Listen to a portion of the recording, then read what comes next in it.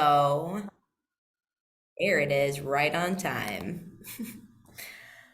If you didn't join us last week, if you're just joining the Women's Fund, getting involved with us, I'm Erin Feichtinger. I use the she, her pronouns, and I am the policy director here at the Women's Fund. Thanks for joining us in our second round of our public policy power hours. While our first session focused generally on advocacy and what next session is going to look like, we're going to use our time today to focus on bills that we're going to be working on, those that were left over from last session, as well as any new bills that we are currently anticipating. It's that wonderful time of the season when every other business is going on holiday break and has checked out since Thanksgiving, and we're all desperately scrambling to write and draft legislation and get it introduced. So that's where we're at. Please send treats. So let's dive in. If you couldn't join us last week, a reminder that we are heading into the second session of the biennium. Oh my goodness. Disregard the clear wingdings that I've obviously somehow translated onto here. This says 2023 bills that we're looking at. On the left are bills that we opposed last session, and on the right are bills that we support.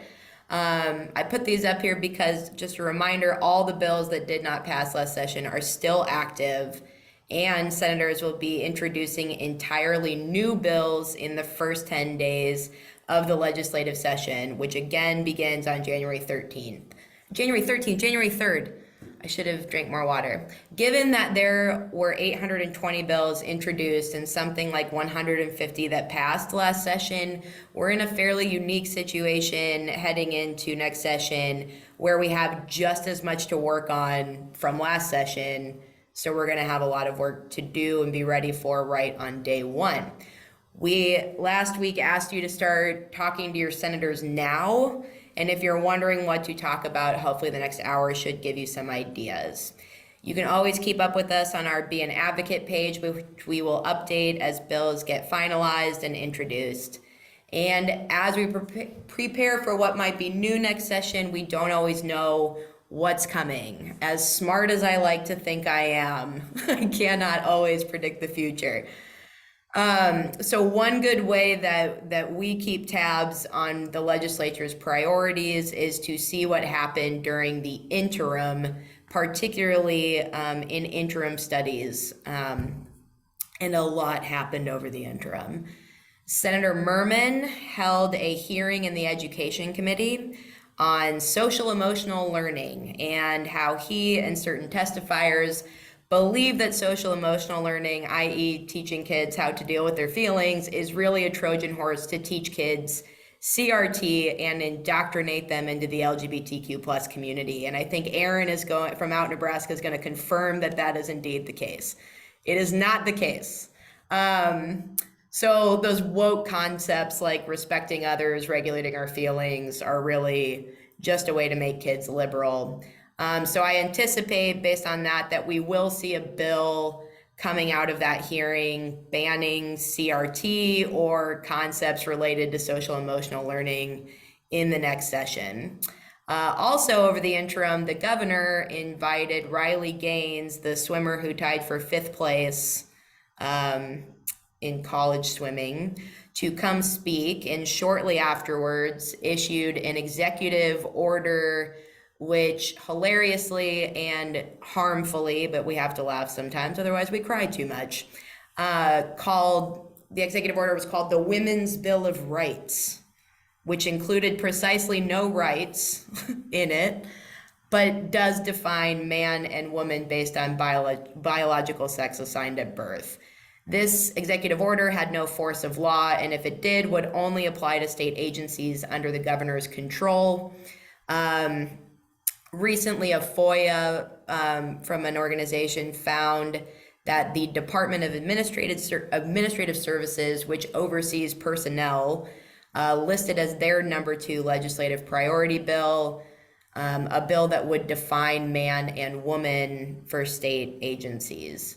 The Women's Fund, as well as Out Nebraska, I believe, was proudly listed in that document as a likely opponent to that effort.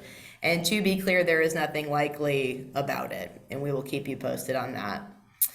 The Department of Corrections asked the Attorney General to evaluate the constitutionality of the Office of the Inspector General, the OIG, you might have heard it called, which is an office which provides critically important oversight over both corrections and the Department of Health and Human Services, specifically child welfare.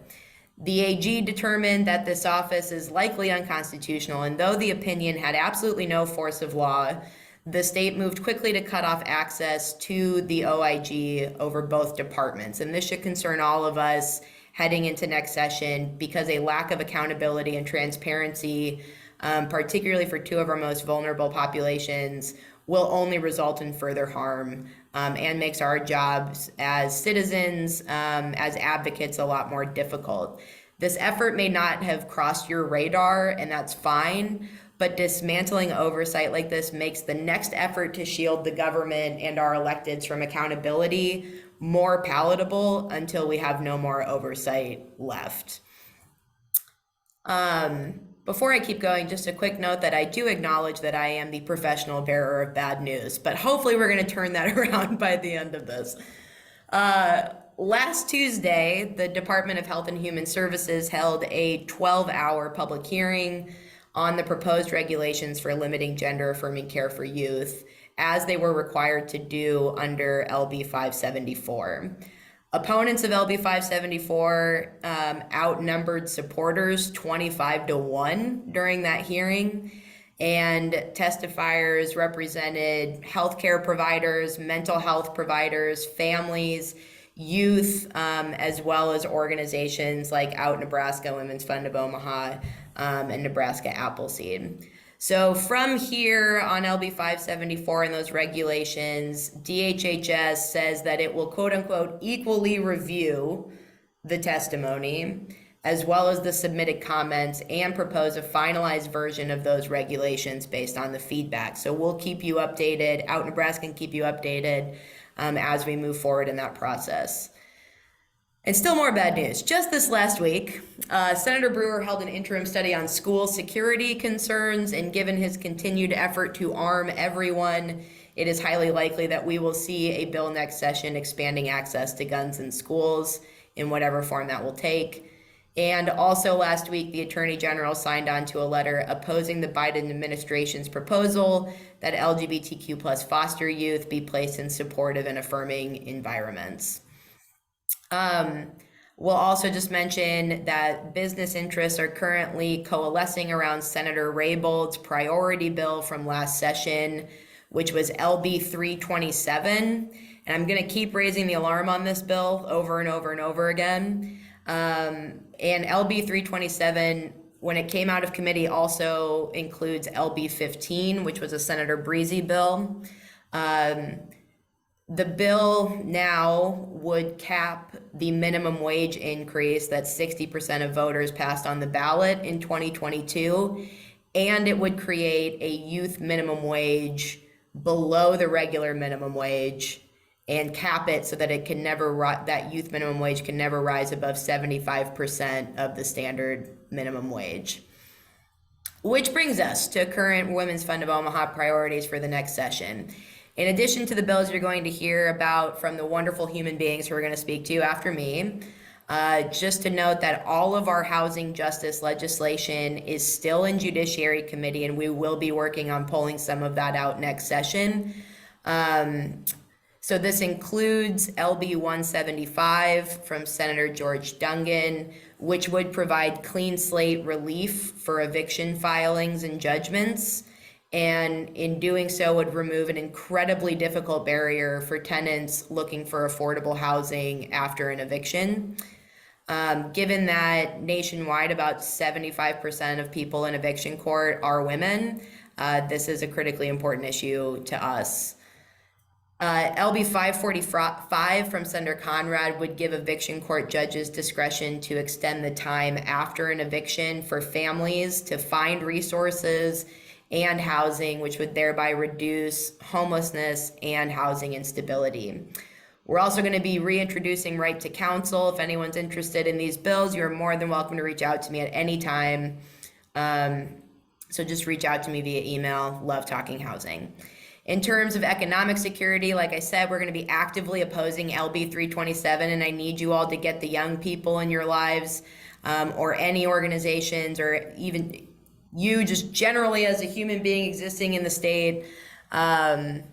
We're going to need all the help we can get on combating that effort. There's a lot of powerful interests who are very supportive of this effort so that they can pay their workers less.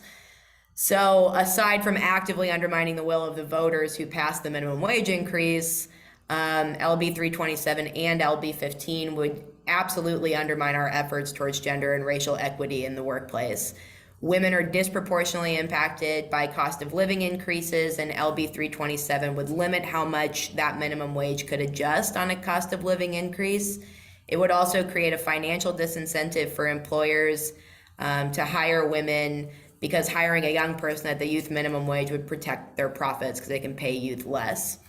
And of course, it would be absolutely devastating for young people in Nebraska, many of whom rely on that minimum wage to support themselves and their families. As one young testifier said in the hearing, I have adult responsibilities. I deserve an adult wage.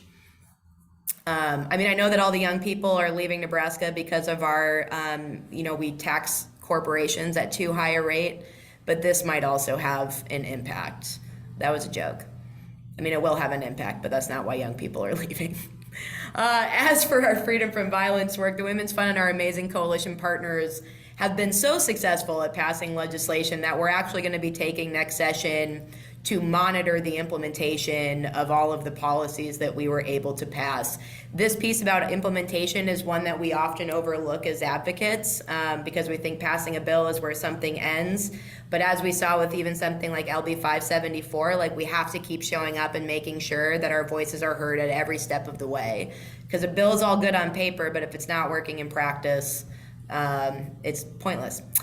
So we will, of course, continue to oppose any efforts to discriminate against our LGBTQ plus community, any effort to limit access to reproductive health care, and any attempt to limit the bodily autonomy, which is our right. We will continue to support those bills which address ending gender-based oppression for any group, along with our coalition partners, and we'll keep you updated as we proceed through session.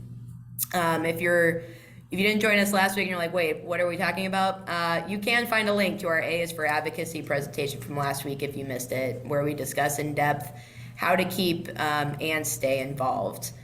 And with that, I would love to stop talking, although I love talking, but I love to stop talking here. And we're going to move on to some of our amazing partners in this work. So first up is Aaron from Out Nebraska, and Aaron and I will... No! Oh, man.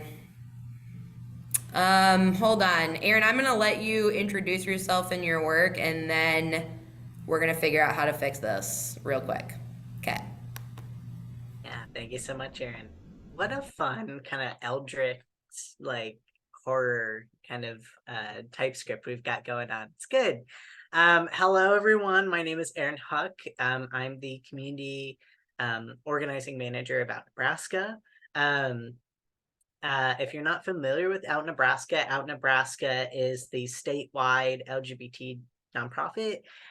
What we do is we advocate and empower all LGBTQ Nebraskans and our families through advocacy, education, celebratory events, really just anything that would help improve the lives of LGBT Nebraskans. You'll see us there, and you'll see us helping people figure out what to do, how to get involved, and how to make sure your voice is heard. So yeah, that's kind of a little bit about the work we do. I'm watching to see if we've got drum roll. All right, yay! Yeah, so I'm here to talk about two bills, and then a little bit about kind of what we've learned from this last year and that sort of stuff. It looks like first up we've got let's see, which one do we want to start with? 575. So LB 575, you might have heard a little bit about last session. It's also called the Sports and Spaces Act. What this bill does is it would ban transgender youth from playing on their school sports teams. Um, so effectively excluding youth from playing on those sports teams.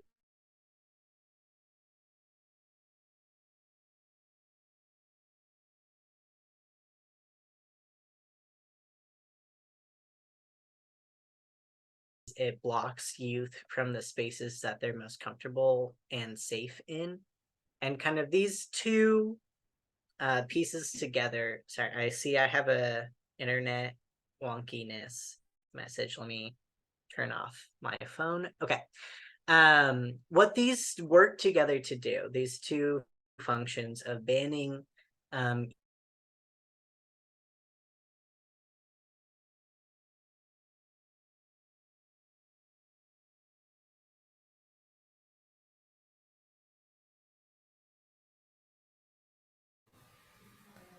It's like we lost Aaron for a second. am I back?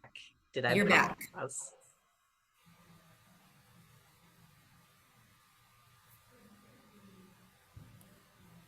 Maybe if you turn off your camera, maybe that'll work. That usually works.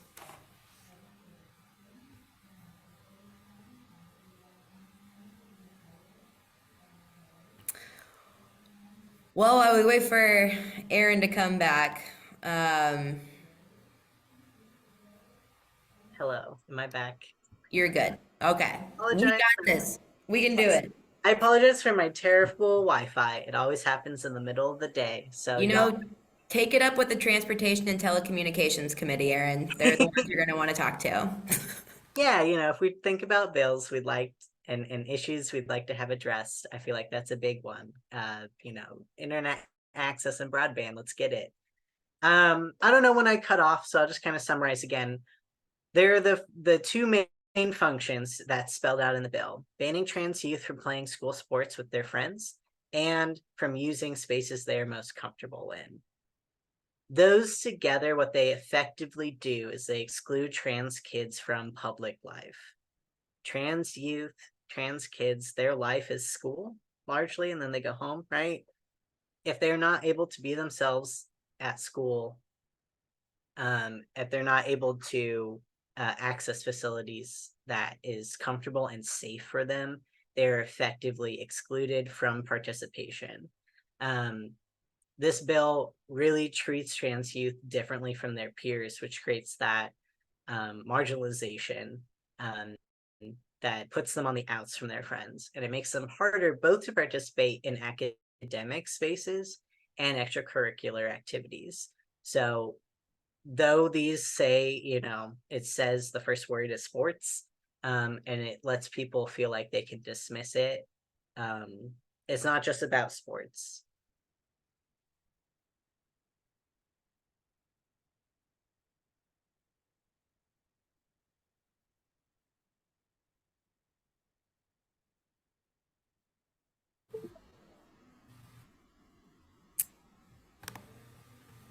Well, I think we lost Aaron, so while we wait for him to log on, couple of things to note about LB 575. Aaron is 100% correct. This is intended to sound innocuous, and the supporters of this effort have used that language too, of just like, this is a simple protecting kids. That's all we're doing here. But we know better, and we know that, exactly as Aaron said, this is an effort to exclude trans kids from public life, and that's absolutely unacceptable. This bill is in committee right now, in Education Committee. Theoretically, it could come out on day one of session and get scheduled for debate. So we all need to be ready day one. We need to be talking to our senators right now, telling them that this is completely unacceptable. One thing that I think about all the time, of just having a young, not even someone who's in public school, but a 4-year-old who I want to grow up to learn to be kind and compassionate and have empathy and respect other human beings around her, regardless of who she is. This might not impact us directly as a family, but it does impact us directly as a family because she's going to have to go into spaces where the adults in her life who are supposed to be teaching her to be kind and compassionate are required by law to ostracize and bully her friends. And to me, that's really scary as a parent. Just aside, just my own personal experience of this state, that makes me super nervous. And if that's one way to sort of talk about it as well with your senators, that might be useful. Can we go down to LB 810? Oh, Aaron, I'm hi. back. Did I Hello. get that? Okay. Yes. And if you are like, man, I really would like some more tips on how to write a letter to my senator. We actually are going to do we did this last month and we decided it's so important. We're going to do this again this month. Every first Thursday, we have a lunch-hour letter writing, which is going to be tomorrow. We're actually going to talk about LB 575 again. So if you really want to join us and learn how to write a good letter to your senators about this, join us for that. You can find more information about that on the Out Nebraska Facebook page or on our event calendar online. I forgot to give a link to that, but we can help you find it if you need it. But yeah, let's go on to LB 810. Yes, thank you for putting that in the chat. So LB 810 is a repeat. We've seen this in prior sessions. It's back again. It is also called the Medical Ethics and Diversity Act. So this is what this does. It creates a broad license to discriminate against patients. Basically, it grants the right to refuse to treat a patient based on any ethical, moral, or religious reasons. Extremely broad basis. It applies to just about everybody in healthcare: nurses, doctors, therapists, mental health, lab technicians, hospital workers, pharmacists, anyone that you touch in getting care for a common cold, getting your prescriptions filled, getting lab results, getting tested for whatever, they're covered. It also affects healthcare institutions, so hospitals as well as private practices, individual practices, and medical payers. That would be your employers and insurance, people who provide coverage for things. It gives everyone involved in the healthcare field the ability to discriminate against you. Then what it does also is that's kind of the basis of it. What this ends up doing is it creates these additional hardships for us all to access care that has historical and current religious objections. By and large, that's the target. So what we know that this will affect is stuff like family planning, contraceptives, and fertility treatments. People always forget the other half sometimes of not just preventing pregnancy, but deliberately choosing to get pregnant is something that has moral and religious objections a lot of times too. We know this will affect gender-affirming healthcare. We know this will prevent people from accessing HIV treatment, testing, as well as STI, a sexually transmitted infection treatment or prevention. It applies to all sorts of mental health diagnosis and treatments, physical disability, pain management, just about everything that we need from day to day. When you get sick, when you don't feel well, when you need extra help, there's a more religious objection to it somewhere. And so it allows practitioners to discriminate against us, and for folks like insurance to use that as a backing to not pay for it. So kind of if you're kind of boiling this down, okay, what does this look like actually? It reduces the access then that we need to get healthcare for all Nebraskans, but especially it's going to affect low-income people, people who are disabled, and rural Nebraskans. We know that patients who have the least ability to change who is giving them healthcare due to cost, specialty, or location, they're going to be the most affected. So yeah, this is a garbage bill that's back again. It's seeking to create and undermine create these legal pathways to discriminate against people and undermine existing non-discrimination laws, which you say that and sounds very high picture. So these kind of low down details of like, it will make it harder for us to access the care we need. That's the stuff you should know about this bill. So kind of overall, these were the two specific bills I wanted to talk about. I know I've had some internet issues, so kind of overall, what can you do?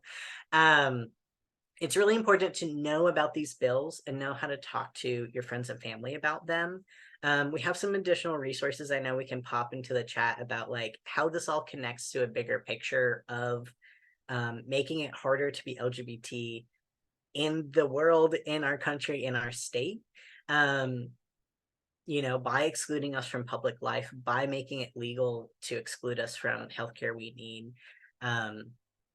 What else you can do is just start contacting your senators, asking questions, saying how this affects you and your family. One thing that we can start thinking about to get prepared for this session is to figure out who your people are, both in your community, like who else will go with you to testify, who else will write a letter beside you, who is going to be your accountability buddy when you're making a scary phone call to your senator, and then you can talk about it afterwards. Start figuring that out now, as well as figuring out who your trusted messengers are. So people like the Women's Fund, Voices for Children, us, who are those folks you're following on social media to help you know what's happening is a great way to stay up to date. And then the last kind of thing I want to make sure people know about next session too is like, I want you to save a date. We'll get more details as we come on, but we are going to be doing more power building in the next session to find our friends and find our trusted people in different communities who will show up with us.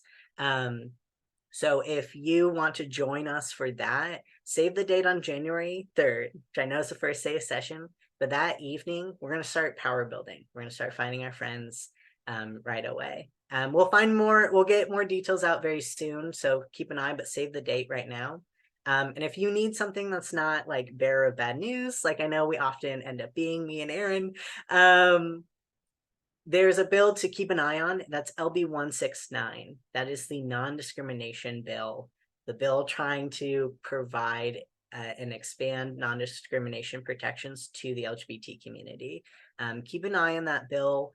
If you own a business, if you are someone involved with something that's a larger organization that supports equal treatment for gay and transgender Nebraskans, let's put some more push and movement behind this bill and let's get it done. I've been watching it since I was a high school senior.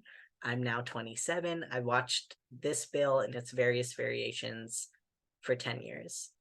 I'm tired, you're tired, let's get it done.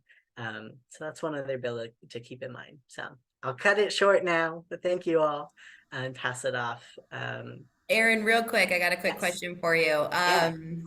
The drive obviously behind LB 810 is anti-LGBTQ plus, anti-women's health, like limiting access to that. Yeah. Couldn't this actually give providers the right to restrict care based on things like weight? Like this is from the Q&A. Things like you are lazy and should be working harder, stop eating so much sugar, like that kind of thing. So even just another way for folks to be able to talk to their senators about, this is extreme, government intervention gives too much license, that kind of thing. Yeah. So it is very blatantly meant to be, and there's a whole section about abortion care. It's very blatant about reproductive justice and reproductive care. It's also very blatant about LGBT healthcare.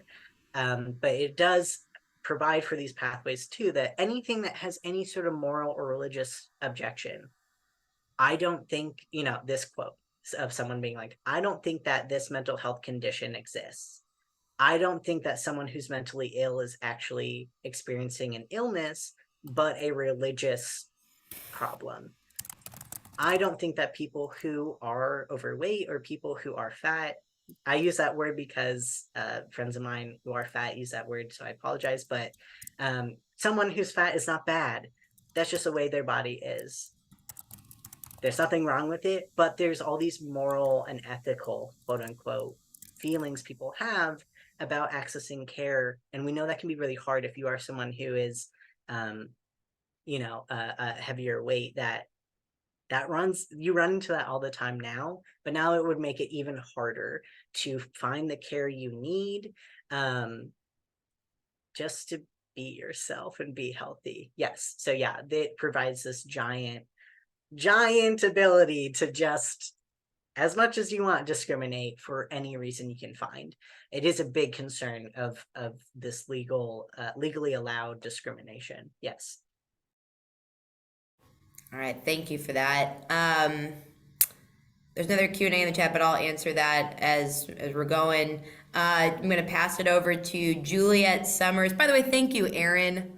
Thank you. And also for ending on a positive note. So now we're on 169. So now we'll move to Juliet from the Voices for Children of Nebraska, who's got, I'm excited about TANF. What about you, Juliet? You want to tell us about it? I'm excited about TANF. Thanks, Aaron. And I just wanted to echo that. Aaron, you're a hard act to follow when it comes to, sort of grounding all the challenges in hope and how we can work together. So I appreciate you and all the work that Out Nebraska is doing, as well as the Women's Fund. I'm really pleased to be here today, and thank you for the invitation. I am Juliet Summers. I'm the Executive Director of Voices for Children in Nebraska.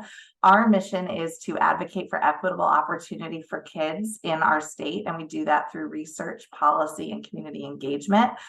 We have an over 36-year history of being advocates for kids, and we do that by combining reliable data and research with centering youth and family voice, the voices of experience, in order to uplift policies that are going to allow every child in our state to lead a healthy, secure, and fulfilling life. So we focus on economic stability, health, child welfare, and juvenile justice. And I get to be here with you today to talk specifically about some bills that are still alive related to our temporary assistance for needy families federal block grant and the opportunity for a state level child tax credit. So TANF, the down and dirty on this federal block grant program it was created in 1996, and it actually replaced an older federal program called Aid to Families with Dependent Children. And that program provided direct cash assistance to families with children who were experiencing poverty. So if you may recall, in the 1990s, I of course wasn't alive then, but for anyone who was, the context was, that was a joke, really ultimately racist and sexist war on poverty, with inflated fears of welfare queens who were taking advantage of cash assistance.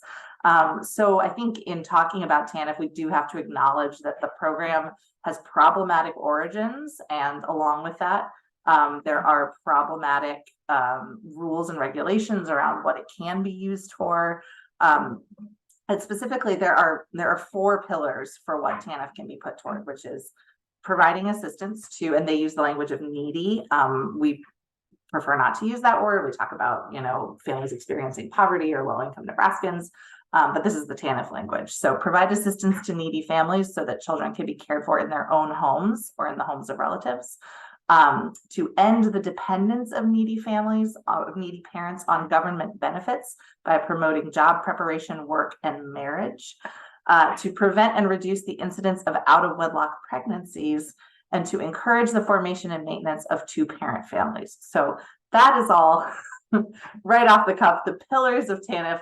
That's what we're working with from this old block grant program. So we have to acknowledge that, just like the problematic formation of it. But when it comes down to it, the dollars and cents of TANF are that every year Nebraska receives a block grant award of $56.6 million. And we are supposed to use this to support families with children who are in our lowest income bracket. And we can do that in a variety of ways. But we aren't actually really utilizing all of the money effectively. And in fact, we've underspent our TANF block grant for the past 5 years by 10 million each year. And with the excess money just going into a rainy day fund. So we now have over 130 million in our TANF rainy day fund, which is just sitting in a state bank account. And that's money that is supposed to go directly, to support families. So much of our TANF block grant, DHHS has ultimate power of control of allocating these funds, but there are some statutory parameters around it, as well as, of course, the federal regulations. So much of our block grant goes to nonprofits and agencies. So the food banks, St. Monica's, these, obviously laudable programs that support, addressing food insecurity or housing or addiction. But we do also still have a direct cash assistance stream called Aid to Dependent Children, which is just like one piece of our TANF block grant. And in fiscal year 21, DHHS spent just about 15.5 million out of our total 56.6 on ADC. And this is while this rainy day fund is still growing. So our position and position of fellow advocates and individuals who are using ADC is that, despite sort of the problems inherent with how TANF is structured and the federal restrictions that are associated with it, we need to make every effort to put this money directly into families' wallets to support their children. It is primary prevention that can keep families from entering the foster care system.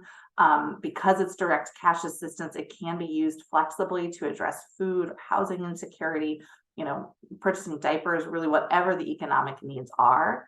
And for this audience, I'd note that in Nebraska, 34.1% of children in families headed by a single mother are growing up in poverty. So we know that changes made to this program to better support families is going to impact moms in particular, and the children of moms, single moms. So we have some bills that are still alive in committee, looking to address some of the issues around why ADC isn't really reaching its full form to support families. And they're a little bit technical in nature. I think they're going to drop there's some great resources from our partners, Nebraska Appleseed, on this. They've got like great fact sheets around kind of how the different regulations around ADC, how we can kind of play with them in statute and otherwise in order to get more money to families. But essentially ADC eligibility, it's determined by calculating the household's gross income and subtracting a percentage for out-of-pocket childcare expenses, et cetera. And then that net earned income has to be less than what's called the standard of need, which is the eligibility limit in order for a household to be eligible for ADC benefits. And so the maximum benefit amount so the standard of need both is like eligibility level, but then it also impacts the maximum amount of dollar benefits a family can receive. So currently the maximum benefit allowed is 55% of the standard of need. And while families are taking ADC, most recipients are required to meet like really stringent work requirements. And recipients who have to do the work requirements, they can still only receive ADC benefits for a total of 60 months in a lifetime. So it is a time limited program as well. Some of the bills that we have been supporting and that remain alive to try and impact a little bit of this for families are LB2. Oh, sorry, direct message. I'll be quick. We've got LB 233, which would be a child support disregard. Essentially, the feds allow states flexibility in whether to look at child support as part of a family's income or whether even to take child support. Nebraska currently requires families on ADC to cooperate with child support enforcement and assign their rights to child support over to the state. So families who are receiving this little bit of income from ADC sometimes lose more in child support that their children are entitled to by turning it over to the state. And LB 233, which was introduced by Senator John Kavanaugh, would redirect the full amount of child support funds back to families who are receiving ADC benefits, which is known as a pass-through. We also have two bills, LB 290 and LB 310, that would address eligibility levels and benefits levels. LB 290 increases the standard of need, so that technical calculation, which would allow more families to be eligible, and then also for eligible families to receive more assistance because the standard of need impacts both. And then LB 310, Senator Conrad's bill, Doesn't impact the standard of need, doesn't change that, but it does increase the ADC amount of benefits that families could receive, getting them a little more money in their pocket each month. So as noted before, these are all still alive in committee. There is a discussion happening currently about whether to work on moving these bills forward as they are or in a package, or reintroduce a new version of essentially the same bills in order to have new hearings, provide more education for the committee on that front. I think I'm out of time to talk about LB 294, but I would note it is a state level child tax credit bill introduced and prioritized by Senator Conrad in 2023. If passed, could have a really massive impact on kids and families in Nebraska. It might reach over 478,000 children, 81% of kids in the state, and would proportionately benefit in particular families of color. So feel free to join Voices for Children, follow our webpage, our socials. We'll be working on these bills, providing updates through our listserv, all of that good stuff.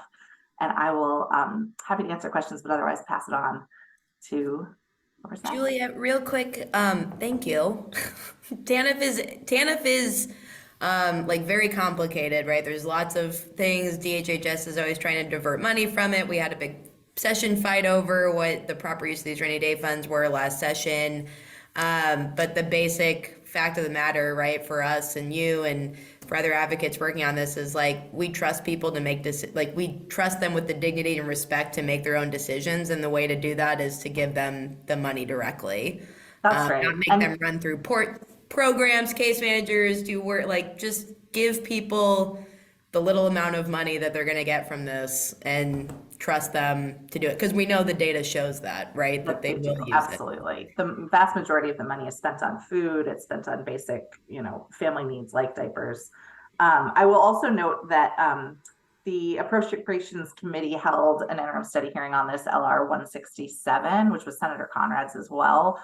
And the Appropriations Committee, even though these bills that we talked about are in HHS, there was a lot of interest in Appropriations Committee in using this fund to better support families, and in particular, like really kind of the shock and surprise around the child support piece. So I think TANF is hopeful this year. Honestly, I think there's interest in the legislature, both from the bill sponsors, but also from other stakeholders who, have the potential to move it so that we can try to, instead of just having this money pile up in our rainy day fund, really get it to families who need it. Yeah.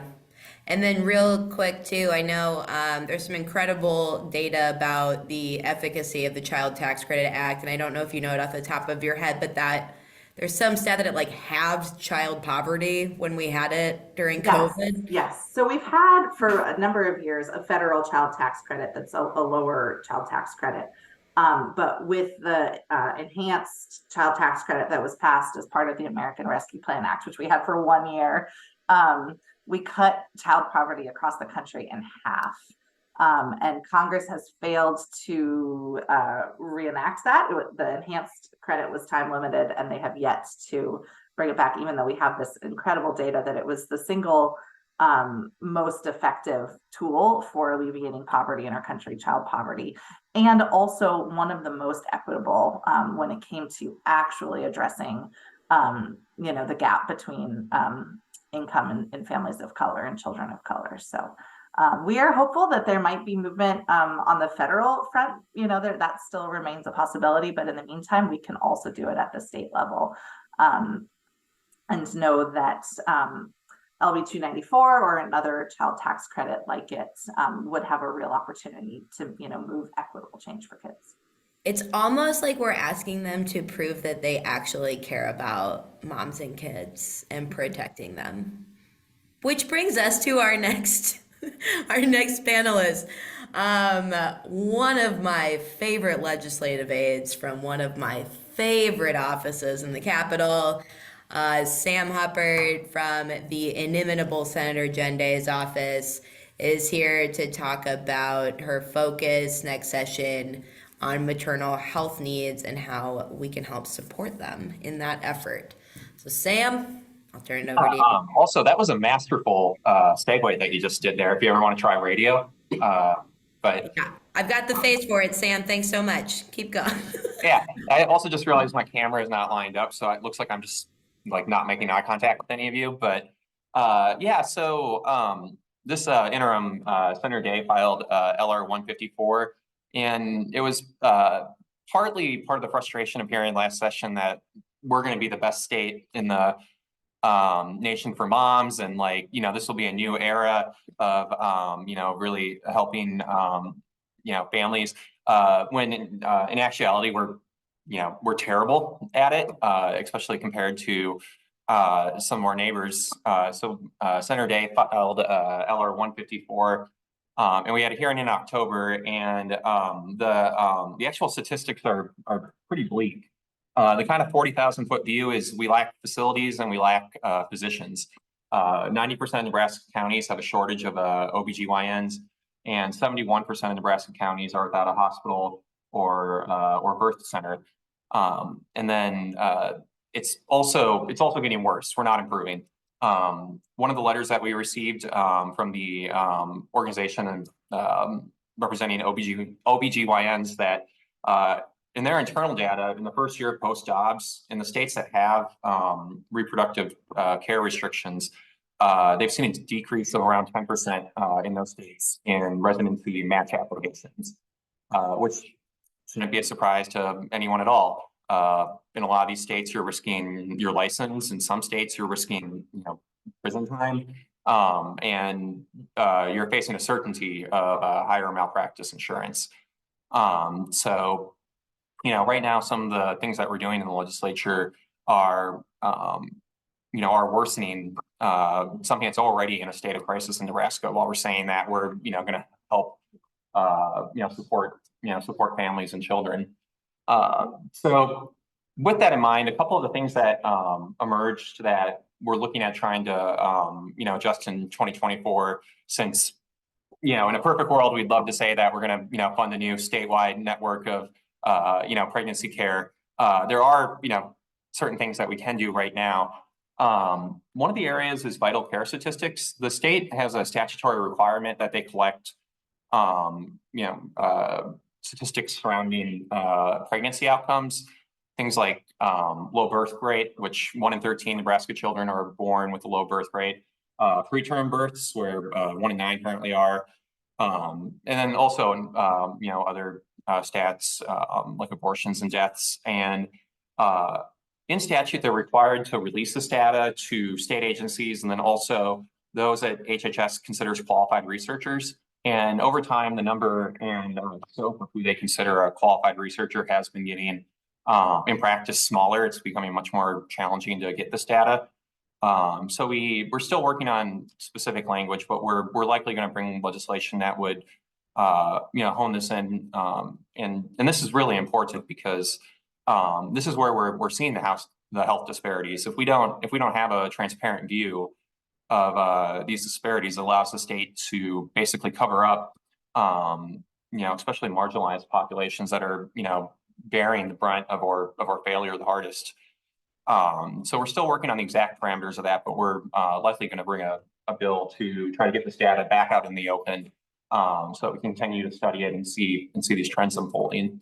I'm going to go quick because I know we have 6 minutes, but another area is workforce training. We, as you know, saw in the initial chat, we have a severe shortage of OBGYNs, especially in rural areas. And other states like Iowa and Minnesota have programs that take the investment to, if there's someone who would like to practice in a rural area, really incentivize them and help connect them with hospitals. We don't do this. We don't make this investment. This might be a multi-year, you know, program to try to really figure out how to work with orcologists and rural hospitals to try to, you know, match what other states are doing. But that's another, you know, thing that's emerged that we could be doing better. And then we're also probably going to bring legislation on Medicaid reimbursement of breast pumps. Right now, the state, and I know, Aaron, you're more of an expert on this than I am, but Nebraska's HHS has been very restrictive on reimbursement for breast pumps, which it's such a simple thing that we should be doing, not only for health reasons, but also because it's part of going back into the workforce. It's part of people going back to school. There's no reason we shouldn't be, making this this reimbursement. So we're gonna go in and just specifically require that they that they provide this for moms on Medicaid. So those are kind of the big three, the outcomes from LR 154 that we're looking at. And yeah. Sam, if people want to get involved in any of these efforts, or have opinions and have expertise, should they just reach out directly to your office? Yeah, anyone who's interested in these topics, we would love to hear from you. And then also calling your own senators, and also a plug for out in Nebraska and Voices, and Appleseed and ACLU, really getting engaged with those organizations too. Just because they're, they can kind of fill the gaps when, especially in these areas specifically, and kind of, help people kind of get engaged in the most effective way. But yeah, that's what I would say. Get in contact with us directly, keep staying in touch with Voices and out in Nebraska. I don't know, I was just thinking about this on my way into work. I feel like there's been a noticeable decline in like people like old school calling their senators. Like 7 years ago, it used to be like really common, and now we maybe get like five people. You said it right, like 5 people literally calling us a week to let us know about a bill, and it's all email. Again, maybe 5. So yeah, so even down to that, if you're looking for an effective way to kind of like cut through the noise, that might be something. I haven't really put a ton of thought into that, but yeah. Sam just wants a phone call. Yeah. Someone just call Sam today. to That's talk what about we do it for, Sam. Yeah. Yeah, no, you're absolutely right. And thanks for that tip. It is one of those things where, yeah, we think, send an email because we're all so used to it, but there really is something to calling that kind of freaks people out, which could be useful. Well, I shouldn't say everyone here. I mean, there's some of us, that we like, but yeah, no, people should be yelled at here. So yeah, not literally. Yeah, so this is thank you for that, Sam. Like I said, one of my favorite LAs. Don't tell my other favorites. So we got 2 more minutes. If there's any questions, pop them in the chat. But the other thing I would say is, and I said this after our last power hour, very few things besides like food, community, and education make me as happy as like helping people navigate this process. Oh, and glitter. I really like using glitter with my 4-year-old. So please do not hesitate to ever reach out if you have a question about the process, if you have a question about bills, about how to contact your senator. And that's true for not only the Women's Fund, but also other organizations like Out Nebraska Voices for Children. If you have questions, or if you're just interested in learning more about them, Sam gave us a lot of great organizations too to get connected to. So just get connected somewhere. The legislative session is going to be confusing. It's going to be very fast and fairly brutal. So get connected now. Take this opportunity, this moment of quiet, to get connected so that everyone can help navigate the process. If you're feeling a little overwhelmed and anxious at this point, don't worry. We all are. Like, I do this professionally and I'm scared. So, which is why next Tuesday, in our spirit of doing things a little differently this year, we are going to have our final power hour focus on care and community, which I need as much as anyone. So please feel free to register. Don't worry, I am not leading that one. We have actual professionals who know about this stuff, who will be helping us, center ourselves, find our joy, and get our minds right before we head into session on January 3rd. So I want to thank everyone for joining us once again. Thank you to our wonderful panelists. Appreciate you all so much. Thank you for being here. And make sure that you register for next week so we can all get our heads right. All right. Thanks, everyone. Thanks all. Appreciate you.